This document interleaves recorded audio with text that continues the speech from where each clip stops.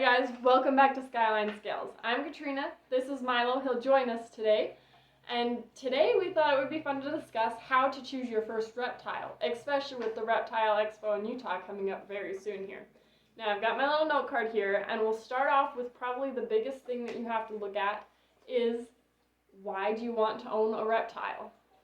And you can usually fit into one of these three categories. That is passion, fun, or show. I fit in all three categories, but if you're taking it for a passion, you need to focus on the animals that you're passionate about. Like, for instance, me, I am passionate about boas. Almost anything in the family boa day I think is so fun. I love them so much more than most anything in the python family. So I will have a lot more boas because that's something I love and it's something I'm passionate about. Maybe you're passionate about the spectacular colors that you can find. So you're not going to want to go for a wandering garter snake. You're going to want to go for a California red-sided garter snake instead and go for those bright, amazing colors.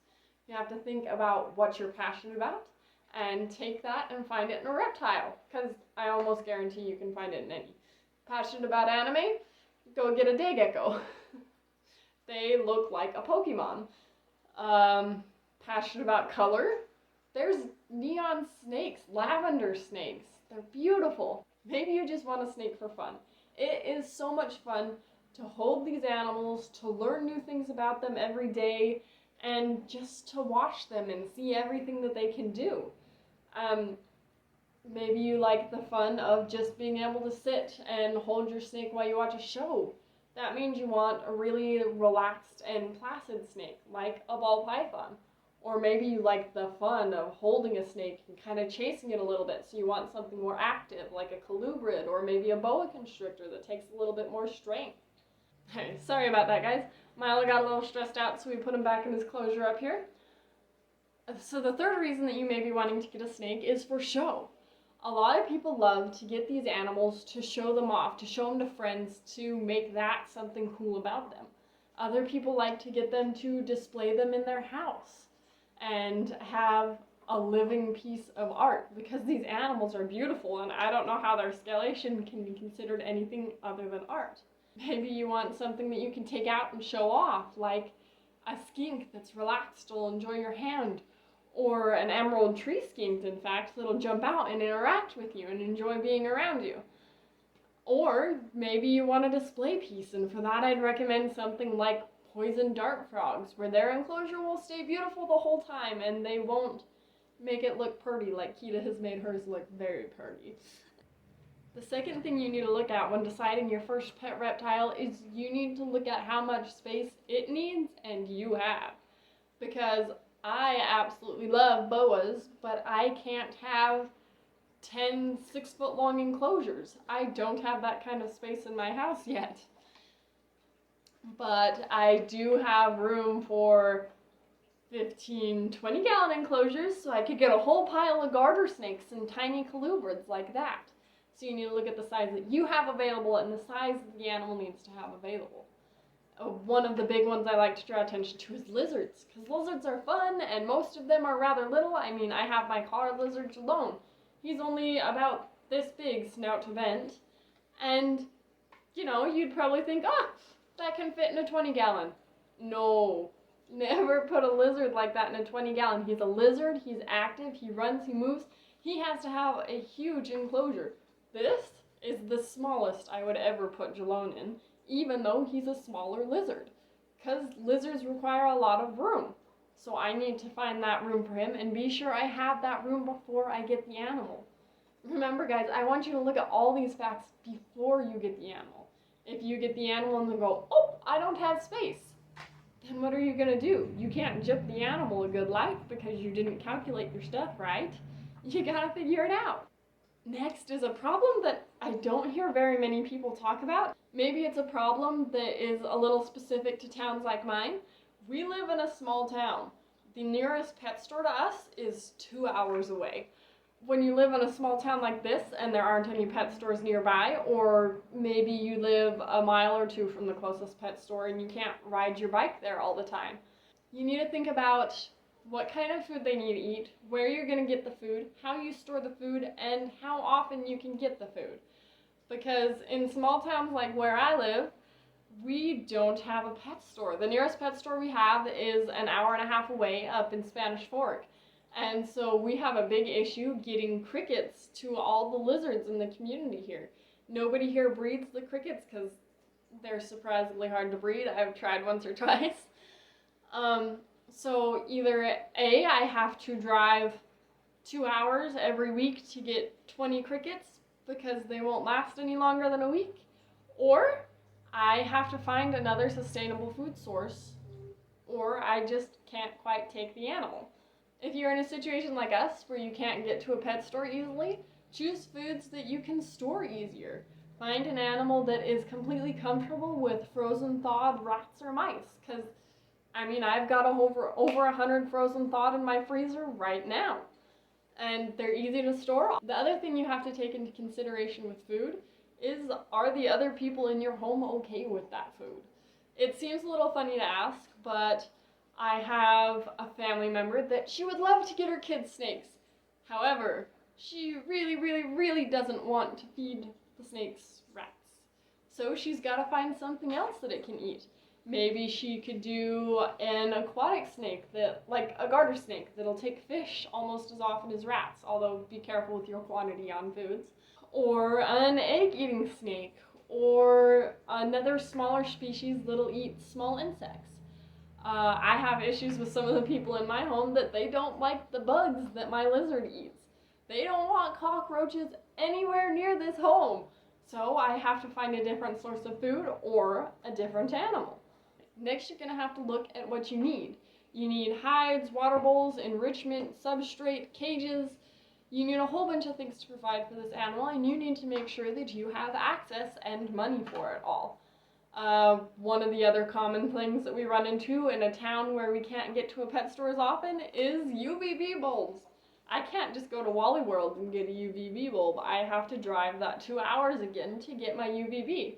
And I've got a car, I've got money, I can do that. But if you can't drive or get to a pet store easily, maybe you should choose an animal that doesn't require UVB or something that can only be found at pet stores. There's easy alternatives to almost anything. I don't use heat bulbs, I use halogen bulbs because they provide enough heat and I can get them at any old store.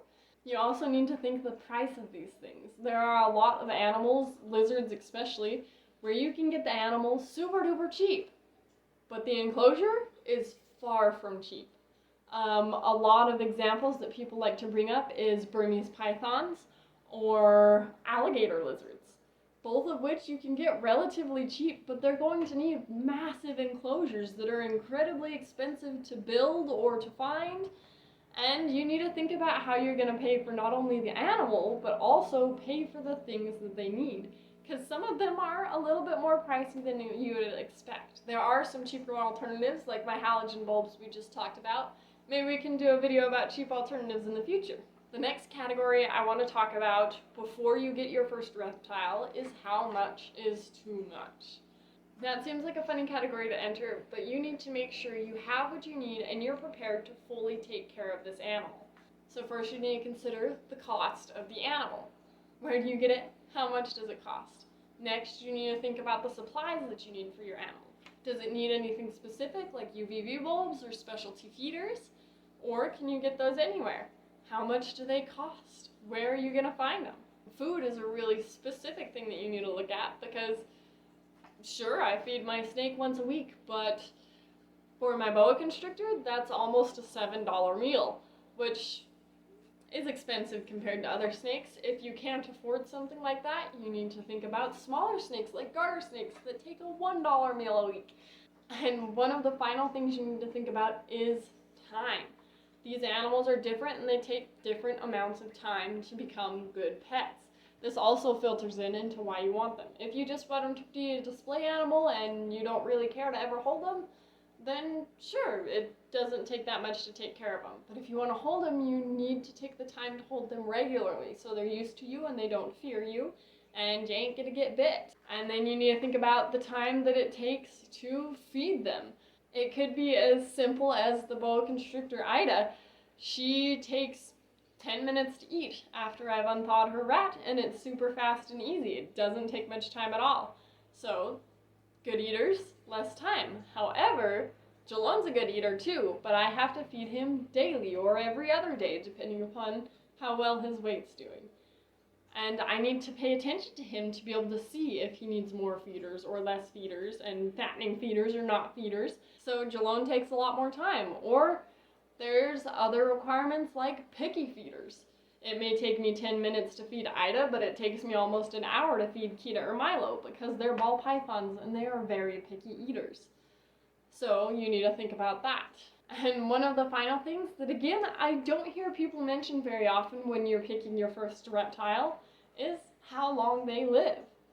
Maybe you're just getting the animal for your kid to teach them responsibility.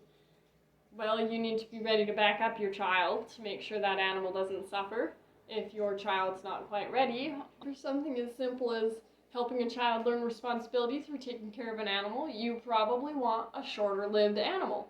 Like Jalon, he's gonna max out at about 5 years, and then he'll pass away of old age.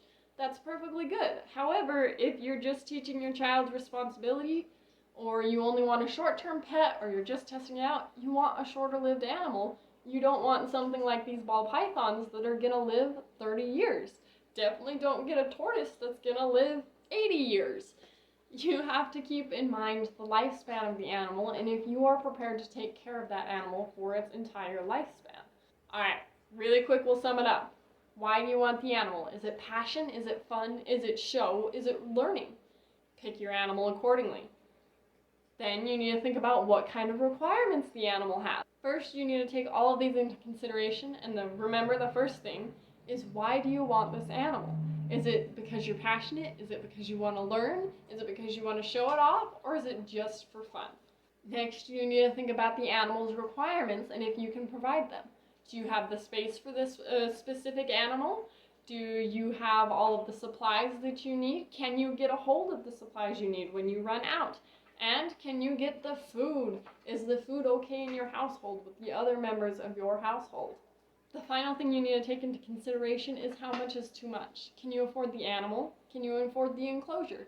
Can you afford the food on a regular basis? And do you have the time to give to this animal so it can live a good life and serve the purpose you chose for it?